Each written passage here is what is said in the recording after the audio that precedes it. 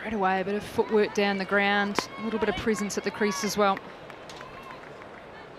I hope we see a Susie Bates type of innings. And what I mean by that is, I think she's been a little bit guilty of going away from her natural game. I think if she plays her natural, traditional type of game, she'll score runs anyway.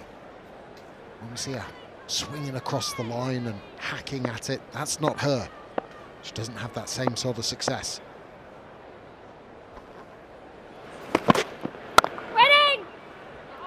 Definitely something she's been working a lot more on in terms of hitting through the offside. And I think sometimes when you play a lot of T20 cricket, you naturally feel like it's easy to hit to the square leg side of it, that mid-wicket position. But I think I saw it, all the venues are merging into one.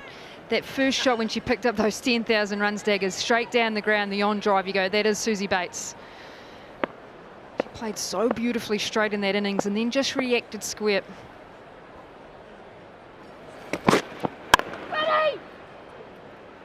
She's going to run on the misfield safely enough.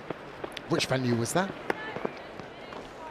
Okay, well, again, I had the chicken swami for lunch, for dinner, so I've had Greek every time I've been on comms.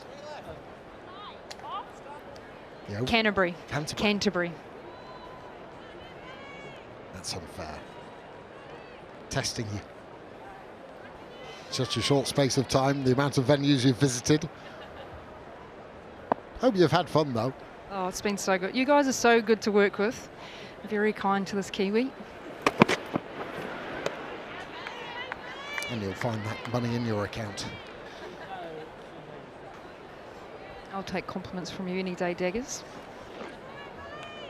There's one stat that stands out for me in terms of how New Zealand's batting has gone so far in this white ball series.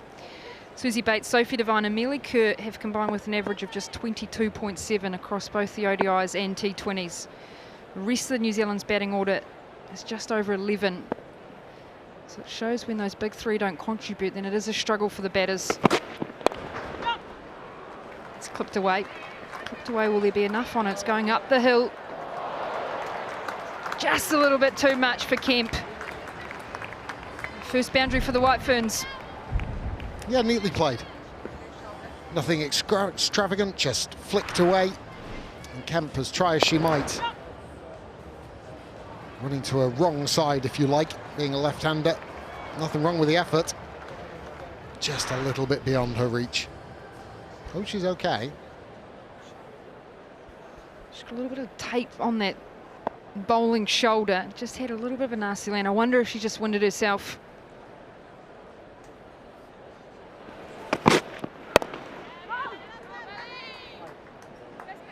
Got to finish 5 without loss.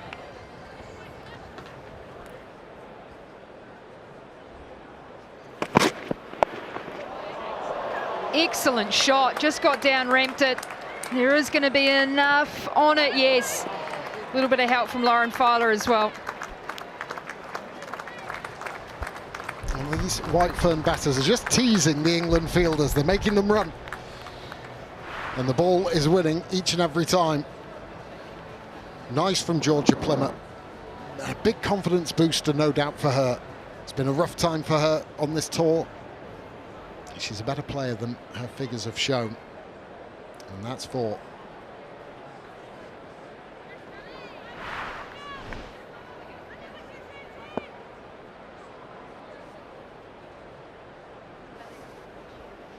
Will she have the confidence to go again here, Georgia Plymouth? This time back in the pocket. There's an appeal. You would assume if they're appealing that Lauren Bell's got something on this. I think Susie Bates is well outside of her crease as well. We're going to go and have a look. TV umpire to director, we have an umpire review for a run out at the bowler's end. Can I start with a front on just to see if she's got any contact on the ball first, please?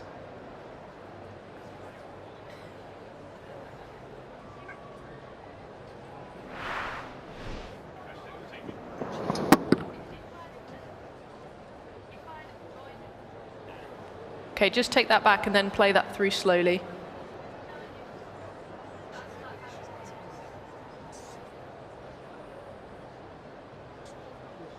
Okay, have you got any other angles for me?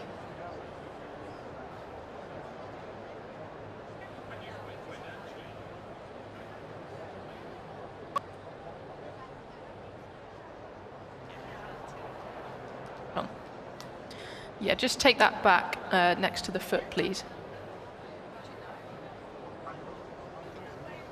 Yeah, copy. I'll take the next angle that you've got, Nick.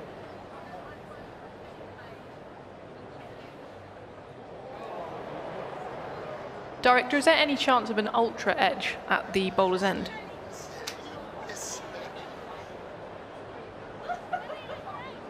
Copy that. Copy that. Okay. Okay, just play that through one more frame. Could you split screen me with a side-on angle with that one?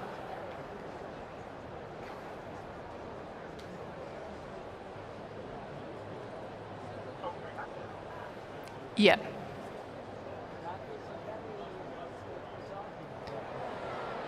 Perfect. The right-hand image, are you able to bring the foot closer to the middle of the screen for me? Okay, copy that.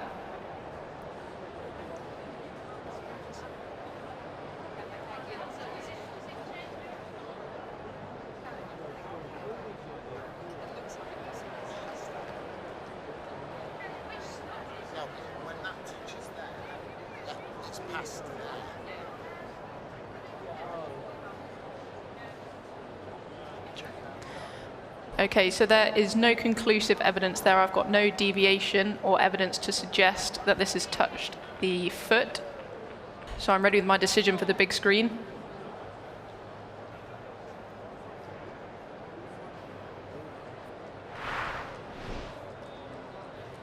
I think that's a great decision, but more importantly, I think it's a great process that Anna Harris has gone through.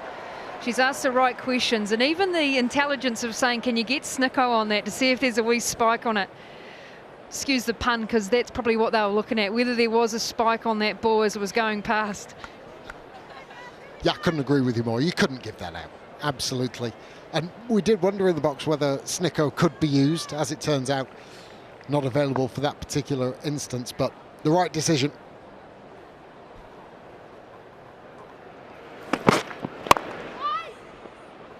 When you say we, it was only you. I didn't even cross my mind, to be fair. I just thought, as a bowler, would you know that potentially whether it's hit your foot or not? But I think scraping across the bottom, I'm not sure. No, I think so. I think you know it even if you've nicked it. If it just flicks the spike. Would you say, excuse me, umpire, can I just have a look at the ball and see if there's a scratch mark on it?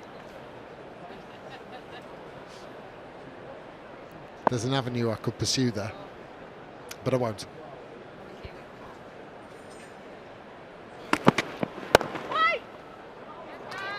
A lot more movement from Georgia Plummer getting back into that pocket. By what I mean is stepping back and covering her stumps. It allows her to hit both on the offside and the leg side as well. I love the fact that New Zealand are playing a lot straighter as well. I don't think we've seen the ball bounce as much as we have seen at other venues. The other thing, Katie, is that they've seen England bat on here. And I think that was what was in the mind of Sophie Devine when she won the toss and elected to bowl, not necessarily knowing how the surface would play. Now, Bell thinks so, as does umpire Middlebrook. Trying that little scoop again, Georgia Plummer, into the hands of Amy Jones, and England have their first breakthrough. Oh, she had success with this shot. It was a little bit shorter on this occasion from Bell. Switched her hands over. Yeah, good bounce. Just wasn't able to catch up with it with enough bat. Got a little bit of glove, maybe a little bit of handle. Excellent change of variation from Lauren Bell. She saw that. 79 miles an hour as well. That was a quick delivery. Plummer gone for 8, 13 for 1.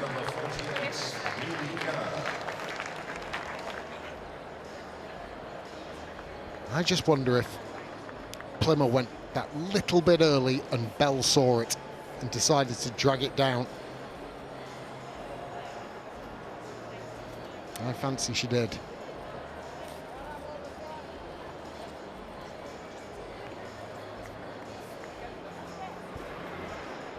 She's 23 years of age, played 76 T20 international matches, so she is vastly experienced, Mealy Kirk. She does have Acre on the back of her top, but she likes to be called Mealy because she thinks that Amelia is an older lady's sounding name, which is severely unfair on her appearance. Kids these days, eh?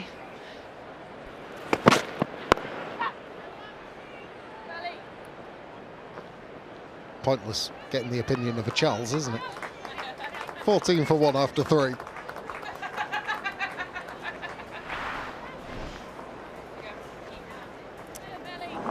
Yeah, that's where Plymouth was going to score. She was successful with it a little earlier in the innings, and I think she went a touch early. Hence the change of length from Lauren Bell. Really hammered that into the surface. Not sure if she knew that there was a little nick, but Amy Jones did, as did James Middlebrook. We're in a game. 56 from 30. England, you would think, given that the White Ferns need over 11 and over, have just got their noses in front. But this partnership is 37 from 27. It is blooming for the Ferns. What have you got, Amelia Kerr? Can you go out and win a game for your country? Brooke Halliday's looked good since she's been in. 3 4s and a 6. It prompts the return of Lauren Bell.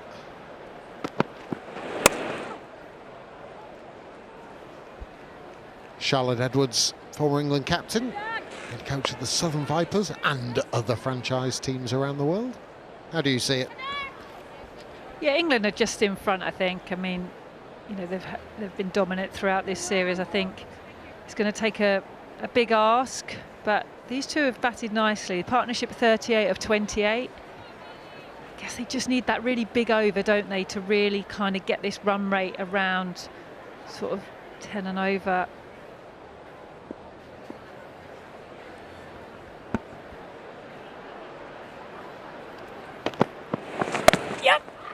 That's nicely bowled by Lauren Bell. Another change of pace. She's bowled 2 of them so far.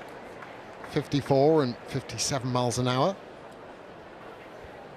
And you know her better than anybody, Lauren Bell. Yeah, and this is an area of her game that, you know, she's been so good at, is the death bowling, the pace off, and that's why I selected her in my team earlier for the World Cup, because I think just having that point of difference. Oh, and she's run in.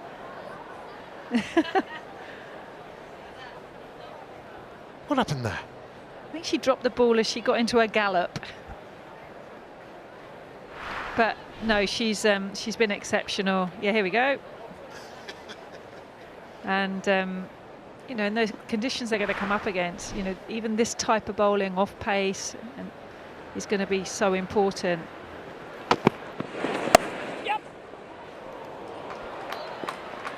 Might be a second. Halliday sprinting back, but comfortably home. But that's just so hard to hit, isn't it? It's slightly wide of off stump. You've got a deep cover, and you've got to create all the power yourself. And that's why she's been highly effective. And she's also got, you know, the bumper as well that she can bowl at this point in the game.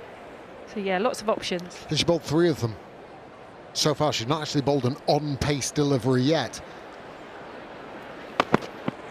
She did do that. Is it caught? Has it carried? That's what Sue Redfern's asking. She gets the answer in the affirmative from James Middlebrook at point. And it's a smart catch from Amy Jones. A feather of an edge brings to the end the Halliday knock. Another wicket falls. Yeah, and it was the on-pace delivery, and that's what makes so hard. You know, you're probably setting up for the off-pace and just got a toe end there to Amy Jones. A great catch, low to her left. But this is a wide if she'd have left it. But I guess at this point in the game, you want to try and get something on that. She got something on it. Brilliant catch. And unfortunately, Halliday has to go. She goes for 25. And New Zealand are 103 for 4. Oh, she could have a time over again, Brooke Halliday. That was way outside of the tram lines. Would have been an easy wide decision for Sue Redfern. As it is, it's another one into the wickets column for Lauren Bell. Clever bowling, 3 slower balls, the on-pace delivery. Halliday feeling that she needs to put bat to ball with the rate climbing. Interesting after the edge as well, the shape of the seam. It's a cross-seam delivery. Look how perfect the seam is now, and just started to move. It's a smart catch from Amy Jones. Not easy down by the left ankle and going down the slope as well. Yeah, and it kind of looks easy there, doesn't it, in sort of slow motion, but they're tough because that ball's on the way down. But yeah, great catch. Maddie Green, new to the crease. Bit of confusion as well. Millie Kerr has to get back quickly. What's interesting about Lauren Bell as well is that it's also about knowing when to bowl them, having the tactical, just, oh, I've not bowled a quicker pace delivery, I better get one in, or I should be bowling a slow. There's a tactic behind it. She got the real treatment from Georgia Wareham in a one-day international down at the Utilita Bowl last year in the Women's Ashes. And she'll have learnt from that, understood. When's the right time to bowl it? Understanding what the batters are trying to do. That's part of the development of the fast bowler. 4 overs remaining, 104 for 4. You could argue the most expensive, Sophie Eccleston. Bell to finish things off.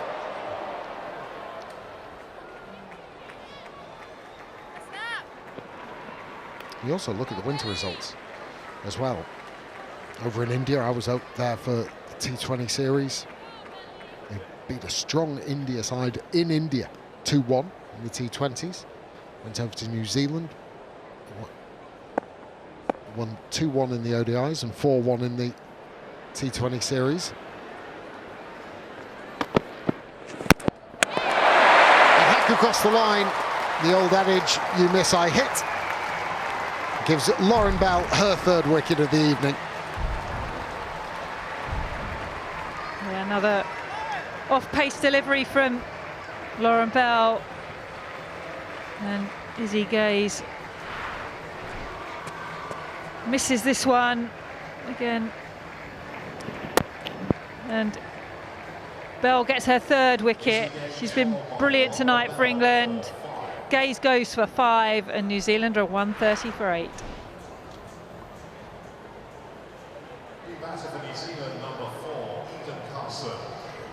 Eden Carson replaces Izzy Gaze.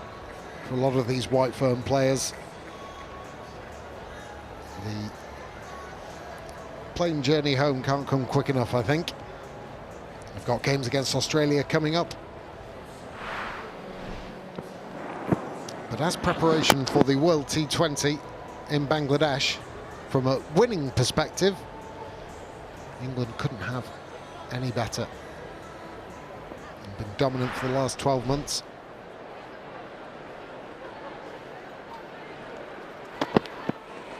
And I think the big question will be how they adapt to conditions in Bangladesh. Those T20s against India will have served a very good purpose.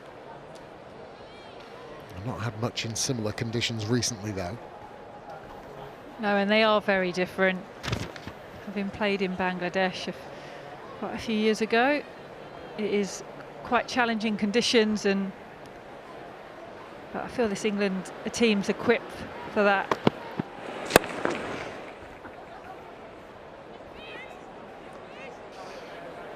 Bouchier.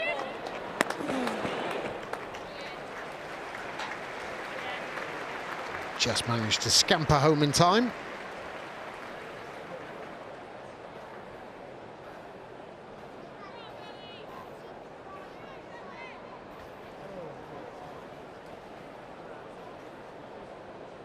Lauren Bell hunting for 4 for. Shame for Fran Jonas to be on the losing side. Thought she bowled wonderfully well today, the left arm spinner. Nice, really good from Lauren Bell. Knowing that she doesn't probably have to face Leah Tahuhu for a little while. Yeah, have that, Leah.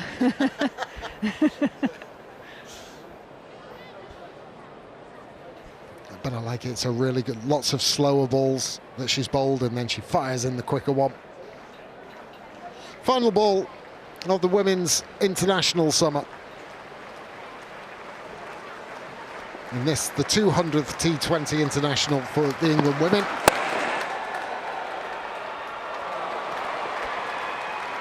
Tidy stop from the skipper. And a 2 to finish things off. And it was comfortable in the end for England. There were moments that the White Ferns might have thought that they could try and break this sequence of defeats. But as it is, England are unbeaten, not just in 50-over cricket against the White Ferns, but in T20 cricket and at the home of cricket in this 200th Women's T20 International, the England national side.